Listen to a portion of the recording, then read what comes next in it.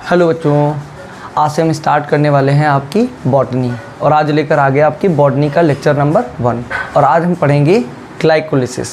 Respiration की बहुत सारे स्टेप होते हैं जैसे glycolysis, oxidation of pyruvic acid, Krebs cycle, ETS, और इन सभी स्टेप्स को क्रम बाय क्रम पढ़ेंगे और हमारा रेस्पिरेशन क्या होगा, कंप्लीट हो जाएगा। ठीक है, तो आज हम पढ़ेंगे ग्लाइकोलिसिस। ठीक है, तो हेडिंग लगाते हैं रेस्पिरेशन।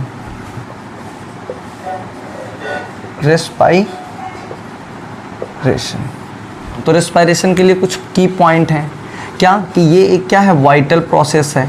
वाइटल प्रोसेस है, वाइटल का मतलब जीवन देने वाली, या बोल सकते हैं जीवनप्रद या महत्वपूर्ण एक प्रक्रिया है। और ये क्या है, एक एनर्जी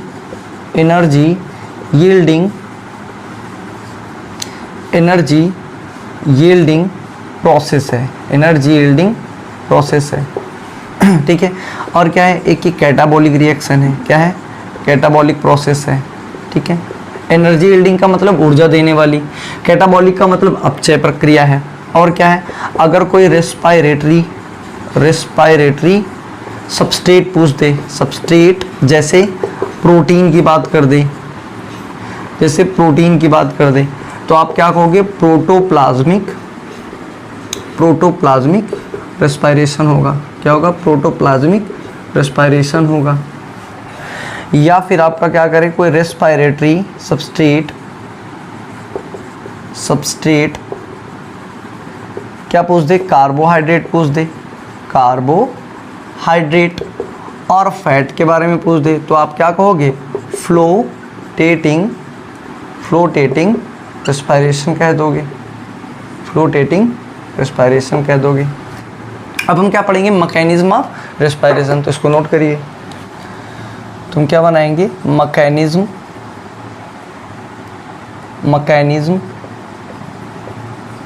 ऑफ रेस्पिरेशन। तो मैकेनिज्म ऑफ रेस्पिरेशन के लिए 4 स्टेप होते हैं। तो देखो, पहला स्टेप क्या कहता है, स्टेप नंबर, ये आपके कितने हो गए, स्टेप हो गया। और पहला स्टेप आपका क्या कहता है, ग्लाइकोलिसिस। दूसरा स्टेप आपका क्या कहेगा, ऑक्सीडेशन ऑफ पायरुविक एसिड। तीसरे स्टेप में हमें क्या पढ़ना है, तीसरे स्टेप में पढ़ेंगे क्रेब्स साइकिल। क्या पढ़ेंगे, क्रेब्स साइकिल। और चौथे स्टेप में क्या पढ़ेंगे, ईटीएस क्या हो गया, इलेक्ट्रॉन ट्रांसपोर्ट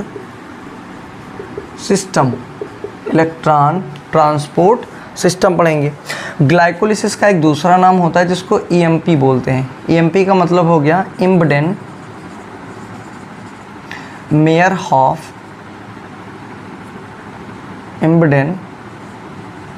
मेयरहॉफ एंड पार्नस। तो 4 स्टेप हम पढ़ेंगे। इन 4 स्टेप से हमारी क्या होगी, मैकेनिज्म ऑफ रेस्पिरेशन क्या हो जाएगा, समाप्त हो जाएगा। तो देखो, हम क्या पढ़ेंगे, ग्लाइकोलिसिस में क्या करेंगे, 2 स्टेप होती हैं, यानी 2 फेज़ होती हैं। ग्लाइकोलिसिस को 2 फेज़ में कंप्लीट करेंगे।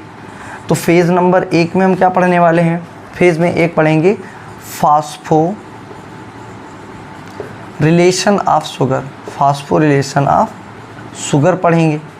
और जो दूसरी फेज़ है उसमें हम पढ़ेंगे ऑक्सीडेशन ऑफ फ्रक्टोज 1,6 डाइफॉस्फेट।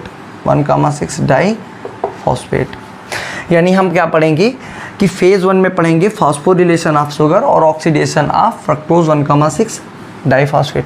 और इन 2 फेज़ को जैसे ही ख़त्म करेंगे हमारी ग्लाइकोलिसिस क्या हो जाएगी, कंप्लीट हो जाएगी। ठीक है, तो अब हेडिंग लगाएंगे क्या, फॉस्फोरिलेशन ऑफ शुगर पढ़ेंगे।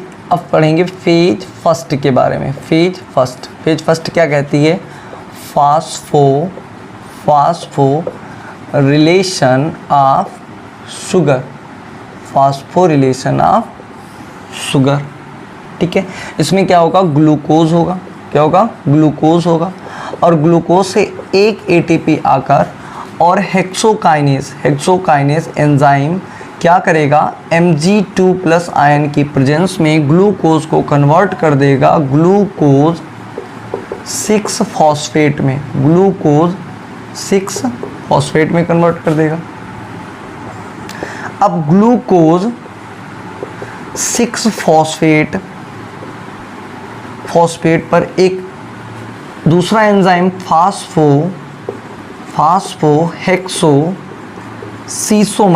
सीसोमरेज एंजाइम अटैक करेगा और ये क्या करेगा, ग्लूकोज 6 फॉस्फेट को कन्वर्ट कर देगा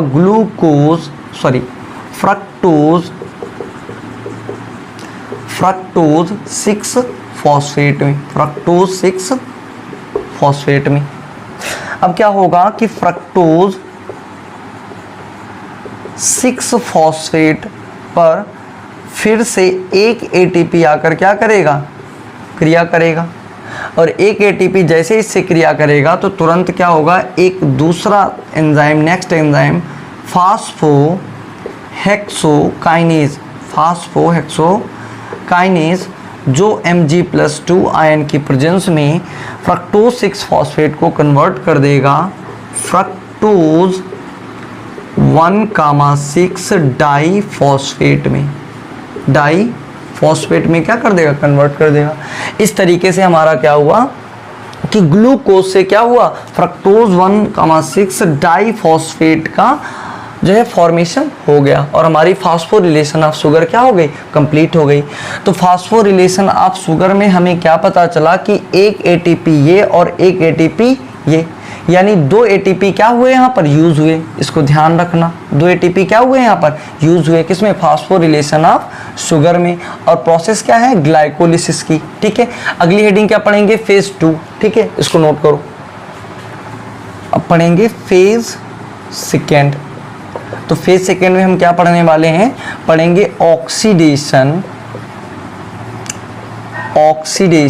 of fructose 1,6 diphosphate. Fructose 1,6 diphosphate का क्या पढ़ेंगे, ऑक्सीडेशन पढ़ने वाले हैं। और ये कैसा होगा, 6 कार्बन की श्रृंखला होगी। फ्रक्टोज क्या होगी, 6 कार्बन की चेन होगी। ठीक है, इस फ्रक्टोज के ऊपर क्या होगा, एक एंजाइम अटैक करेगा इस पर, एल्डोलेज। फ्रक्टोज 1,6 डाईफॉस्फेट पर एल्डोलेज अटैक करेगा और इसको तोड़ देगा 3PgAl में और 3DHAP में। और फिर इन दोनों को अलग रखने के लिए जो एंजाइम काम करेगा वो करेगा ट्रायोज फॉस्फेट आइसोमरेज एंजाइम। ठीक है, अब क्या होगा, 3PgAl से ये कन्वर्ट हो जाएगा 1,3 डाई-PgAl में। और जब ये 3PgAl से 1,3 डाई-PgA बना रहा होता है तब इस पर एक H3PO4 यानी फास्फोरिक अम्ल, और यहाँ पर कोई भी एंजाइम कार्य नहीं करता है, नो एंजाइम, यानी कोई भी प्रेजेंस नहीं होगी एंजाइम की। और H3PO4 की प्रेजेंस में 3PgAl कन्वर्ट हो जाएगा 1,3 डाई-PgAl में।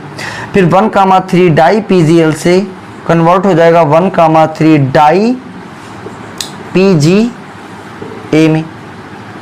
और जैसे ही 1,3 डाई-PgAl से PgA में कन्वर्ट हो रहा होता है तो इस पर एक एंजाइम कार्य करता है डिहाइड्रोजिनेज।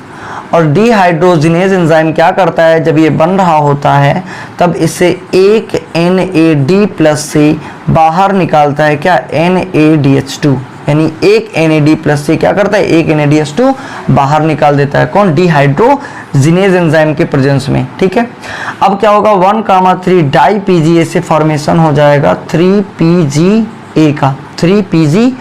का। और इस पर जो एंजाइम अटैक करेगा वो करेगा काइनेज एंजाइम। क्या करेगा, काइनेज। और काइनेज क्या कर रहा होगा कि यहाँ से एक ADP से एक ATP क्या कर रहा होगा, डायरेक्ट बाहर निकाल रहा होगा। ठीक है, अब 3PgA से क्या बनने वाला है आपका, 2PgA का फॉर्मेशन होगा। और जैसे 2PgA का फॉर्मेशन होता है अब अटैक करता है यहाँ पर कौन, म्यूटेज एंजाइम। ठीक है, म्यूटेज की उपस्थिति में क्या होता है, 3PgA से कन्वर्ट हो जाके बनता है क्या, 2PgA। अब 2PGA से आपका क्या बनने वाला है, 2PGA से आपका क्या बनेगा, 2PEP। क्या बनने वाला है, 2PEP। और तो 2PGA से जब 2PEP का फॉर्मेशन हो रहा होता है तो एंजाइम कौन करता है काम, इनोलेज एंजाइम, यानी इनोलेज एंजाइम की मदद से 2PGA कन्वर्ट हो जाता है 2PEP में। और 2PEP के बाद फॉर्मेशन हो जाता है पायरुविक एसिड का। किसका होता है, पायरुविक एसिड का। तब एंजाइम, अब इस कौन सा एंजाइम काम करेगा, काइनेज, यानी काइनेज एंजाइम क्या करता है, 2PEP को पायरुविक एसिड में कन्वर्ट कर देता है और साथ में क्या करता है, एक ADP से एक ATP क्या करता है, डायरेक्ट बाहर निकलता है। तो एक ATP यहाँ पे डायरेक्ट बाहर निकला, एक ATP यहाँ पे डायरेक्ट बाहर निकला और एक NADH2 का क्या हुआ, फॉर्मेशन हुआ। यानी 3PGAL से क्या हुआ, जब पायरुविक एसिड बन रहा था तो हमारा क्या हुआ कि 2 ATP और एक NADH2 क्या हुआ, इस साइड से रिलीज हुआ। इसी तरीके से क्या होगा, 3DHAP का इधर भी क्या होगा, ऑक्सीडेशन हो रहा होता है और फाइनली में हमारा क्या होता है, पायरुविक एसिड का क्या हो जाएगा, फॉर्मेशन हो जाएगा। और इस साइड भी हमारे क्या होंगे, ATP के कितने, 2 पार्टिकल क्या होंगे, रिलीज होंगे और NADH2 का इस साइड भी क्या होगा, एक पार्टिकल रिलीज होगा। यानी जब फ्रक्टोज 1,6 डाइफॉस्फेट का ऑक्सीडेशन हो रहा होता है तो 2 ATP इधर, 2 ATP इधर, यानी टोटल 4 ATP और 2 NADH2 का क्या हो जाता है, फॉर्मेशन हो जाता है। ठीक है, और देखो ये 6 कार्बन था तो इसको क्या करा, 3 कार्बन, और इधर भी इसको क्या करा, 3 कार्बन में तोड़ दिया। तो सारे कंपाउंड क्या होंगे, 3-3 कार्बन के आगे स्टेप बाय स्टेप क्या करेंगे, फॉर्मेशन होता चला जाएगा और फाइनली में हमको क्या होगा, पायरुविक एसिड भी क्या होगा, 3 ही कार्बन का पायरुविक एसिड भी प्राप्त हो जाएगा। अब देखो ध्यान से, जहां जहां काइनेज एंजाइम अटैक करेगा, जहां जहां काइनेज एंजाइम अटैक करेगा वहां ADP से क्या होगा, ATP बाहर निकलेगा और जहां पर ATP बाहर निकलेगा वहां पर क्या होगा, Mg2+ आयन भी अटैक करेगा। यानी वहां क्या होगा, Mg+2 आयन भी क्या होगा, प्रेजेंट होगा। इस तरीके से क्या हुआ, फ्रक्टोज 1,6 डाइफॉस्फेट का ऑक्सीडेशन हो गया। ठीक है, और 3PGL से क्या हुआ, एक पायरुविक एसिड बना और 3DHAP से क्या बना, एक पायरुविक एसिड बना। तो यहाँ पर क्या हुआ, 2 पायरुविक एसिड का फॉर्मेशन हो गया। ठीक है, नोट कर लो ध्यान से। PGAL क्या था आपका, PGL क्या था,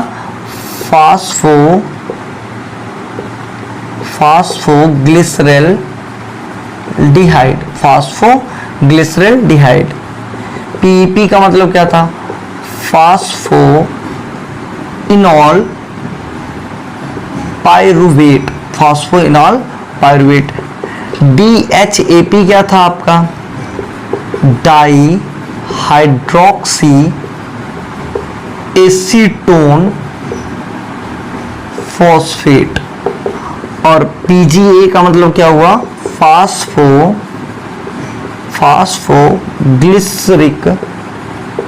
फास्फोग्लिसरिक एसिड की नो O2 यूज। और क्या हुआ था, ना तो ऑक्सीजन यूज हुई थी और ना ही CO2, नो CO2 रिलीज्ड, और ना ही CO2 कहीं रिलीज हुई थी। और क्या हुआ था, आपका जो इंड प्रोडक्ट था, क्या था, इंड प्रोडक्ट, जो अंतिम उत्पाद था वो आपका क्या निकला था, पायरुविक एसिड था। क्या था, पायरुविक एसिड था। और क्या था, NADH2 था और क्या था, ATP था। और अगर आपसे कह दे कि की प्रोडक्ट क्या था आपका, की प्रोडक्ट क्या था, तो की प्रोडक्ट था आपका पायरुविक एसिड, आपका की प्रोडक्ट था। ठीक है, अगर आपसे कहे यूज्ड ATP की संख्या कितनी थी, तो यूज कितने हुए थे, ग्लाइकोलिसिस में 2 ATP यूज होते थे। और कौन सी फेज में, फास्फोरिलेशन ऑफ शुगर में 2 ATP यूज हुए थे। और अगर आपसे कहे प्रोड्यूस्ड ATP यानी कितने ATP का क्या हुआ था, निर्माण हुआ था, तो कितने हुए थे, 4। और ये 4 ATP कहाँ बने थे, डायरेक्ट मिले थे हमको किसमें, ऑक्सीडेशन ऑफ फ्रक्टोज 1,6 डाइफॉस्फेट में। 2 ATP इधर बन रहे थे 3PGL से, पायरुविक एसिड जब बन रहा था तो 2 ATP इधर रिलीज हो रहे थे और जब 3DHAP से क्या हो रहा था, पायरुविक एसिड बन रहा था तो 2 ATP उधर रिलीज हुए थे। तो 2 कितने हो गए, 4, यानी 4 ATP क्या हुए, प्रोड्यूस्ड हुए। ठीक है, 1 NADH2 can give 3 ATP when transferred to the mitochondrial ETS। ठीक है, फिर आगे देखो क्या कहता है, 2NADH2 are formed, hence 2 into 3 equal to क्या हो गया 6 ATP। यानी आपके 2 NADH2 फॉर्म हुए और 1 NADH2 कैन गिव 3 ATP, तो 2 NADH2 क्या करेंगे 2 into 3 इक्वल टू 6 ATP, यानी 2 NADH2 से क्या होंगे हमको 6 ATP क्या हो जाएंगे प्राप्त हो जाएंगे। तो अब हमारा आ जाएगा यहां पर हम देखेंगे नेट